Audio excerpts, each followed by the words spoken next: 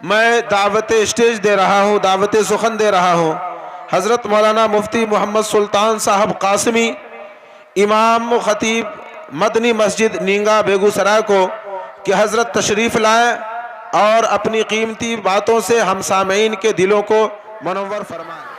الحمدللہ رب العالمین والصلاة والسلام على شمس الہدایت والیقین، اما بعد فاعوذ باللہ من الشیطان الرجیم، بسم اللہ الرحمن الرحیم۔ وَلَنَبْلُوَنَّكُمْ بِشَيْءٍ مِّنَ الْخَوْفِ وَالْجُوعِ وَنَقْصٍ مِّنَ الْأَمْوَالِ وَالْأَنفُسِ وَالثَّمَرَاتِ وَبَشِّرِ الصَّابِرِينَ۔ وقال النبی صلی اللہ علیہ وسلم: ترکت فیکم امرین لن تضلوا ما تمسکتم بہما، کتاب اللہ وسنت رسولہ، او کما قال علیہ الصلاۃ والسلام۔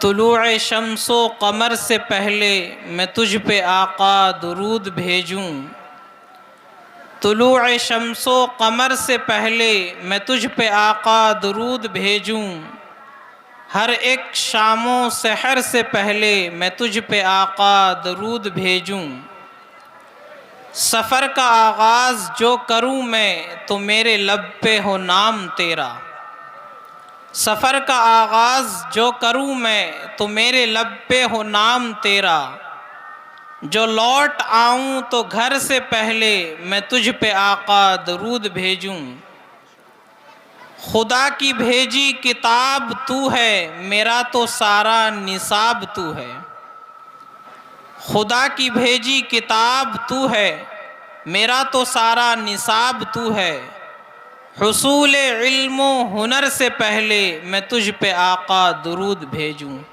صلی اللہ علیہ وسلم۔ اسٹیج پر تشریف فرما حضرات علماء کرام، سرزمین باغوارہ کے غیور نوجوانوں، معزز بزرگوں اور میری مقدس ماؤں بہنوں، اس وقت مسلمانوں کے حالات دنیا کے اندر جو ہیں اس کو ہم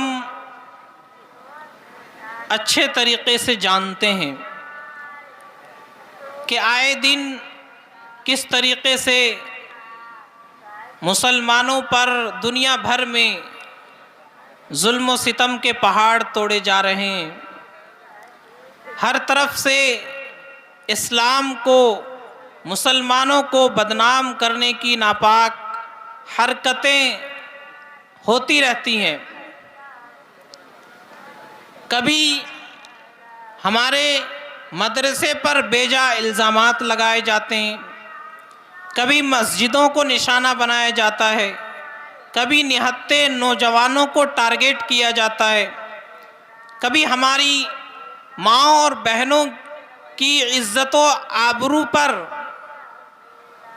خطروں کے نشانات آتے ہیں، کبھی حجاب کو مسئلہ بنایا جاتا ہے، کبھی قربانی پر پابندی کی بات کی جاتی ہے، کبھی اذان سے تکلیف ہو جاتی ہے لوگوں کو۔ یہ سارے حالات ہیں مسلمانوں کے دنیا بھر میں، خصوصاً ہمارے ملک میں۔ ان حالات میں ہمیں اور آپ کو کیا کرنا ہے؟ قرآن و حدیث سے ہمیں کیا رہنمائی ملتی ہے؟ مختصراً اسی بات کو عرض کرنے کی کوشش کروں گا۔ دعا ہے اللہ ہم سب کو کہنے سننے سے زیادہ عمل کی توفیق عطا فرمائے۔ قرآن کریم کی آیت میں نے پڑھی، اللہ فرماتے ہیں وَلَنَبْلُوَنَّكُمْ بِشَيْءٍ مِّنَ الْخَوْفِ وَالْجُوعِ وَنَقْصٍ مِّنَ الْأَمْوَالِ وَالْأَنفُسِ وَالثَّمَرَاتِ، کہ ہم تمہیں ضرور بالضرور آزمائیں گے، خوف کے ذریعے سے، بھوک کے ذریعے سے، مال میں کمی کے ذریعے سے، پیداوار میں کمی کے ذریعے سے۔ اللہ تعالیٰ پہلے ہی قرآن میں ارشاد فرما رہے ہیں کہ تم نے ہمارا کلمہ پڑھا، ہم پر ایمان لے آئے، ہمارے ماننے والے ہو، تو اس بات کو بھی اپنے ذہن میں رکھو کہ آزمائش بھی تمہارے اوپر ضرور آئے گی۔ کبھی خوف تمہارے اوپر مسلط کر دیا جائے گا دشمن کا، کبھی تمہارے پاس کھانے کی چیزیں نہیں ہوں گی، محتاج ہو جاؤ گے، کبھی تمہاری جان میں کمی ہو جائے گی، کبھی تمہارے مال میں کمی آ جائے گی، پیداوار میں کمی آ جائے گی۔ یہ سب اللہ کی طرف سے آزمائش کے طریقے ہوں گے۔ اللہ نے فرمایا وَبَشِّرِ الصَّابِرِينَ کہ حالات تو آئیں گے، لیکن ان حالات میں جو ڈٹا رہے گا، جس کے قدم مضبوطی کے ساتھ ایمان پر جمے رہیں گے، ایسے لوگوں کو خوشخبری سنا دیجئے، ایسے لوگوں کو بشارت دے دیجئے۔ تو ہم ایمان والے، ہمارے ساتھ یہ آزمائش کا معاملہ چلتا رہتا ہے، اللہ کی طرف سے آزمائش آتی رہتی ہے۔ ان حالات سے گھبرانا نہیں ہے، اپنے اندر ڈر اور خوف پیدا نہیں کرنا، اپنے آپ کو بزدل نہیں بنانا، کمزور نہیں بنانا۔ اللہ فرماتے ہیں وَلَا تَهِنُوا وَلَا تَحْزَنُوا وَأَنْتُمُ الْأَعْلَوْنَ إِن كُنتُم مُؤْمِنِينَ کہ کمزور مت پڑو، غم مت کرو، بزدل مت بنو۔ وَأَنْتُمُ الْأَعْلَوْنَ إِن كُنتُم مُؤْمِنِينَ تم ہی سر بلند رہو گے، دنیا میں تمہارا ہی پرچم لہرائے گا، لیکن شرط اللہ نے لگا دی ہے کہ اگر تم واقعی ایمان والے بن کر رہو، تمہارے اندر واقعی ایمان موجود ہو، تم ایمان کے تقاضوں کے مطابق زندگی گزارنے والے ہو، تو تمہارا ہی سر بلند رہے گا، تمہارا ہی پرچم سدا لہراتا رہے گا۔ تو آج کے حالات ہمارے سامنے، ان حالات میں 3 کام جو میں سمجھتا ہوں ہمیں اور آپ کو کرنے چاہیے، انشاءاللہ اگر ان پر ہم نے عمل کیا تو ہمارے حالات بدل سکتے ہیں۔ سب سے پہلا کام، ہمیں اور آپ کو اپنے ایمان کی فکر کرنی ہے۔ ایمان یہ بنیاد ہے، ایمان کے بغیر کوئی عمل قبول نہیں۔ ایمان نہ ہو، آدمی زندگی بھر نماز پڑھتا رہے، روزہ رکھتا رہے، صدقہ و خیرات کرتا رہے، ان اعمال کا کوئی فائدہ نہیں۔ ایمان ہماری بنیاد ہے، ایمان ہوگا جنت میں داخلہ ملے گا، ایمان نہیں ہوگا ہمیشہ کی جہنم اللہ نے طے کر رکھی ہے۔ تو سب سے پہلی چیز ہے ایمان۔ ہم اپنے ایمان کی، اپنی نسلوں کے ایمان کی حفاظت کی فکر کریں۔ آج ہر طرف سے کوششیں ہو رہی ہیں باطل طاقتوں کی کہ کس طریقے سے مسلمانوں کے دلوں سے ایمان کو ختم کیا جائے، مسلمانوں کی آنے والی نسلیں نام کی مسلمان رہے لیکن ان کے اندر اسلام کی حقیقت موجود نہ ہو۔ ہماری ماؤں بہنوں کو پھنسایا جا رہا ہے، ان کو پھسلایا جا رہا ہے اور مختلف طریقے سے ان کو اپنی طرف لانے کی کوشش کر رہے ہیں باطل لوگ۔ تو ہمیں اور آپ کو سب سے پہلے ایمان کی فکر کرنی ہے، ہمارا اپنا بھی ایمان سلامت رہے، ہماری نسلوں کا بھی ایمان سلامت رہے، یہ ہماری سب سے پہلی ذمہ داری ہے۔ آدمی کے پاس کوئی قیمتی چیز ہو تو آدمی اس کی بہت حفاظت کرتا ہے۔ سونا چاندی آدمی گھر کے اندر الماری، پھر اس الماری میں خاص لوکر اس کے اندر رکھتا ہے تاکہ کسی دشمن کی نظر نہ پڑے، کوئی اس کو لوٹ نہ لے، چور اس چوری نہ کر لے، ڈاکو ڈاکہ نہ ڈال دے۔ دوستو اور بزرگوں، یہ سونا اور چاندی ایمان کے سامنے کوئی حیثیت نہیں رکھتے۔ ایمان ہمارے پاس سب سے قیمتی اثاثہ ہے۔ جو چیز جتنی قیمتی ہوتی ہے اس کی حفاظت کی فکر بھی آدمی کو اتنی ہی ہونی چاہیے۔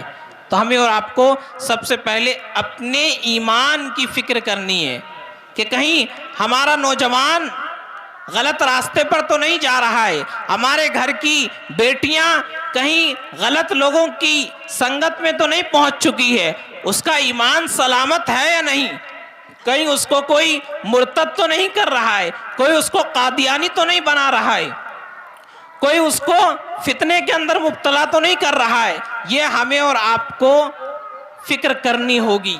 تو سب سے پہلا کام ہمیں اپنے ایمان کی فکر کرنی ہے۔ دوسرا کام ہمیں اور آپ کو اپنے اعمال اسلام کے مطابق کرنے ہیں۔ جتنے بھی اعمال ہیں ہماری زندگی میں، پیدائش سے لے کر کے موت تک جو بھی ہم کام کر رہے ہیں، ہمارے تمام کے تمام کام شریعت اسلامیہ کے مطابق ہوں، رسول اللہ صلی اللہ علیہ وسلم کی سنتوں کے مطابق ہو۔ یہ ہمیں اور آپ کو فکر کرنی ہے، کوشش کرنی ہے۔ صرف نام کا مسلمان بن کر ہمیں نہیں رہنا، کام کا مسلمان بننا ہے۔ اللہ کے نبی نے روایت میں بیان فرمایا، یوشک ان یاتی علی الناس زمان لا یبقى من الاسلام الا اسمہ ولا یبقى من القرآن الا رسمہ مساجدہم عامرہ وہی خراب من الہدی، کہ ایک زمانہ ان قریب ایسا آنے والا ہے کہ جس میں اسلام کا صرف نام باقی رہے گا، نام کے مسلمان ہوں گے، اسلام کی روح اور اسلام کی حقیقت باقی نہیں رہے گی۔ آج ہم دیکھیں وہی زمانہ موجود ہے، بستی کے اندر کتنے مسلمان گھرانے ہیں، کتنے افراد ہیں، کتنے نوجوان ہیں، لیکن مسجدیں خالی پڑی ہیں، کسی کے چہرے پر نبی کی سنت نہیں ہے، نبی والا لباس پسند نہیں ہے، نبی کی وضاحت پسند نہیں ہے، گھر کا ماحول اسلامی نہیں ہے، تو اسلام صرف نام کا باقی رہے گا۔ آج ہمارا وہی حال ہے۔ دوسری پیشین گوئی اللہ کے نبی نے فرمائی، وَلَا يَبْقَى مِنَ الْقُرْآنِ إِلَّا رَسْمُهُ، قرآن کے صرف حروف باقی رہیں گے، قرآن پر عمل کرنے والا کوئی نہیں ہوگا، قرآن سے ہدایت حاصل کرنے والے لوگ بہت کم ہوں گے، قرآن کو اپنی زندگی میں اتارنے والے لوگ موجود نہیں ہوں گے۔ آج ہم قرآن پڑھتے ہیں، وہ بھی خاص موقع پر، شب برات میں پڑھ لیا، رمضان میں پڑھ لیا، اور کوئی عزیز قریب دنیا سے چلا گیا اس وقت ہم نے قرآن پڑھ لیا، کوئی نئی دکان بنائی ہے اس میں پڑھ لیا، نیا مکان بنایا اس میں پڑھ لیا، تو ہم نے قرآن کو بھی خاص موقعوں کے لیے رکھ دیا اور صرف اس کو پڑھ رہے ہیں، کبھی اس کو سمجھنے کی توفیق نہیں ہوتی، کبھی تھوڑی دیر بیٹھ کر کے غور و فکر نہیں کرتے کہ ہم روزانہ ہر نماز کی ہر رکعت میں سورہ فاتحہ پڑھ رہے ہیں، اللہ اس میں کیا فرما رہا ہے، اس کا ترجمہ کیا ہے، اس کا مطلب اور مفہوم کیا ہے، تو ہم نے کبھی اس کو سمجھنے کی کوشش نہیں کی۔ تو نبی نے فرمایا تھا قرآن کے صرف حروف الفاظ باقی رہیں گے، قرآن پر عمل کرنے والے موجود نہیں ہوں گے۔ تو آج وہ زمانہ ہے، ہم اپنی آنکھوں سے دیکھ رہے ہیں۔ تیسری پیشین گوئی فرمائی، مساجدہم عامرہ وہی خراب من الہدی، مسجدیں تو بڑی عالی شان ہوں گی، بہترین قالین اس کے اندر بچھے ہوئے ہوں گے، اور مہنگے سے مہنگا ماربل لگا ہوا ہوگا، مینار بہت اونچی ہوگی، اور ہر طرح کی فیسلٹیز مسجد کے اندر موجود ہوگی، لیکن وہ مسجدیں ہدایت سے خالی ہوں گی، مسجدوں کا جو مقصد ہے وہ پورا نہیں ہوگا، مسجدوں سے محلے میں ہدایت نہیں پھیلے گی، مسجدوں میں بیٹھ کر اللہ اللہ کرنے والے موجود نہیں ہوں گے، مسجدوں میں بیٹھ کر اسلام سیکھنے اور سکھانے والے موجود نہیں ہوں گے۔ آج ہم دیکھیں ہماری مسجدوں کا کیا حال ہے، مسجدیں بڑی عالی شان بنی ہوئی ہے، لیکن ان مسجدوں کے اندر بیٹھ کر کے کوئی قرآن سننے والا نہیں ہے، قرآن پڑھنے والا نہیں ہے، دینی مسائل سیکھنے والا نہیں ہے۔ تو نبی نے فرمایا کہ ایک زمانہ آئے گا مسجدیں عالی شان ہوں گی لیکن ہدایت سے خالی ہوں گی۔ تو میرے دوستو، آج یہ سب حالات ہمارے سامنے ہیں۔ تو میں عرض کر رہا تھا ہمیں صرف نام کا مسلمان نہیں، کام کا مسلمان بننا ہے۔ ہماری زندگی میں جتنے بھی اعمال ہوں، ہم کاروبار کریں اسلام کے مطابق کریں، ہم اپنے گھر میں شادی بیاہ کریں اسلام کے مطابق کریں، ہمارے گھر میں کسی عزیز و قریب رشتہ دار کا انتقال ہو جائے اسلامی طریقے کے مطابق، سنت کے مطابق اس کی تجہیز و تکفین کا انتظام کریں۔ ہر کام میں شریعت اسلامیہ کو ہم اپنے سامنے رکھیں۔ تو دوسرا کام یہ ہے کہ ہمیں اپنے تمام اعمال اسلام کے مطابق کرنے، اپنے اخلاق اسلام کے مطابق بنانے، ہم اپنے عمل کے ذریعے سے غیروں کو اسلام کی دعوت پیش کریں، ہم اپنے عمل کے ذریعے سے دکھائے کہ حقیقی اسلام یہ ہے جو ہماری زندگی کے اندر موجود ہے۔ تمہارے ذہنوں میں غلط بات بٹھائی گئی ہے اور اسلام کو ایک نفرت پسند مذہب بتا کر کے تمہیں پیش کیا گیا ہے۔ تمہارے ذہنوں میں یہ بات ڈال دی گئی ہے کہ اسلام تو دہشت گردی کا مذہب ہے اور مسلمان دہشت گرد ہوتا ہے، اسلام نفرت کا سبق سکھاتا ہے، قرآن کے اندر نفرت کی باتیں ہیں، رسول اللہ صلی اللہ علیہ وسلم نے نفرت پھیلائی ہے دنیا کے اندر، مسلمان بھی نفرت کرنے والا ہے۔ اسلام اور مسلمان اس ملک کے لیے اور پوری دنیا کے لیے خطرہ ہے۔ تو ہمیں ان لوگوں کو بتانا ہے کہ یہ ساری باتیں جو میڈیا کے ذریعے سے تمہارے ذہنوں میں بٹھائی گئی ہے یہ غلط ہے۔ حقیقی اسلام وہ ہے جو ہماری زندگی کے اندر موجود ہے۔ وہ دعوت ہم کب پیش کر سکیں گے؟ جب ہماری زندگی کے اندر اسلام ہوگا، اسلامی اعمال اور اخلاق ہماری زندگی کے اندر ہوں گے۔ سب سے مؤثر دعوت وہ عملی دعوت ہوتی ہے۔ ایک آدمی زبان سے کسی کو کہے کہ بھائی نماز پڑھا کر اور خود وہ نماز نہیں پڑھتا تو اس کی دعوت کا اثر نہیں ہوگا۔ ایک آدمی خود نماز کی پابندی کرتا ہے اور وہ دوسروں کو پھر نماز کی دعوت دیتا ہے تو اس کی دعوت میں اثر ہوگا۔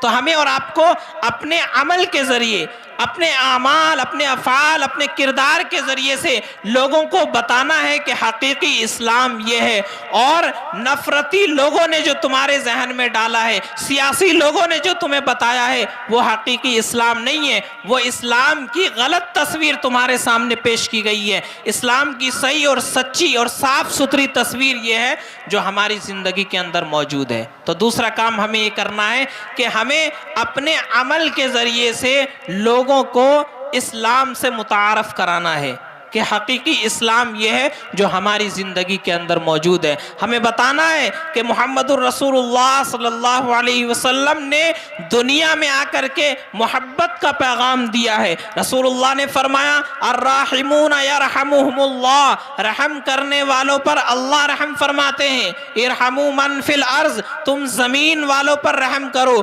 یرحمکم من فی السماء، آسمان والا تم پر رحم کرے گا۔ یہ نبی کی تعلیم ہے۔ نبی نے فرمایا کہ بہترین مسلمان وہ ہے جس کی ہاتھ کی تکلیفوں سے، زبان کی تکلیفوں سے دوسرے لوگ محفوظ رہتے ہوں۔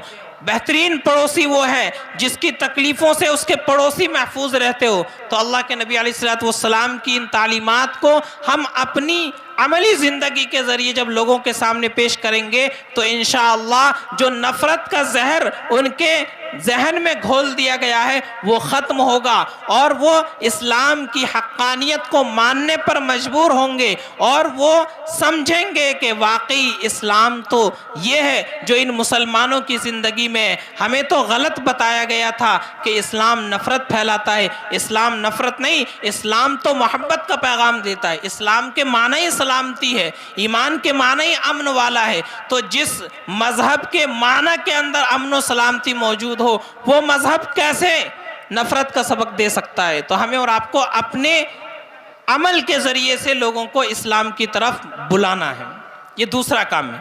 تیسرا کام، حالات کیسے بھی ہو، ہمارا یہ عقیدہ ہے، یہ ایمان ہے کہ جو بھی حالات آتے ہیں دنیا میں، جو کچھ ہو رہا ہے وہ اللہ کے حکم سے ہو رہا ہے۔ ہم سب کا ایمان ہے ہمارے ساتھ نقصان کا معاملہ ہوا اللہ کے حکم سے ہو رہا ہے، ہمیں نفع ملے گا اللہ کے حکم سے ملے گا، یہ ہمارا ایمان عقیدہ ہے۔ تو حالات کیسے بھی آ جائیں ہمیں گھبرانا نہیں ہے، ہمیں بزدل نہیں بننا ہے۔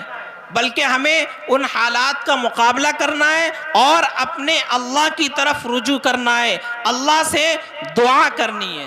تیسرا کام جو ان حالات میں ہمیں کرنا چاہیے وہ دعا کا ہے۔ الدعاء سلاح المومن، دعا مومن کا ہتھیار ہے، دعا عبادت کا مغز ہے، دعا سے اللہ تبارک و تعالی تقدیریں بدل دیتے ہیں۔